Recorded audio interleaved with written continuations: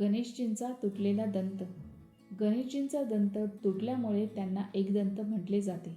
यामागे 2 पौराणिक कथा आहे. त्यापैकी एक, महर्षी व्यास महाभारत सांगत होते, पण ते लिहिण्यासाठी त्यांना योग्य लेखक हवा होता. त्यांनी एक अट टाकली, जो कोणी लिहिणार त्यांनी थांबता कामा नये.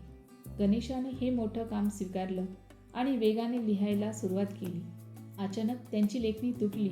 क्षणभरही न थांबता गणेशाने स्वतःचा एक दंत तोडला आणि तिलाच लेखणी बनवून लेखन पूर्ण केलं. व्यासमुनींनी गणेशजींचे कौतुक केले आणि त्यांना आशीर्वाद दिला. म्हणून गणेशजींना ज्ञान, बुद्धी आणि यशाचे देवता मानले जाते. त्यांच्या समर्पणामुळे महाभारत पूर्ण झाले आणि जगाला एक महान ग्रंथ मिळाला. शिकवण: मोठं ध्येय पूर्ण करायचं असेल तर अडचणींना घाबरायचं नसतं. नीती: समर्पण आणि चिकाटी असेल तर कोणतेही काम यशस्वीपणे पूर्ण करता येते.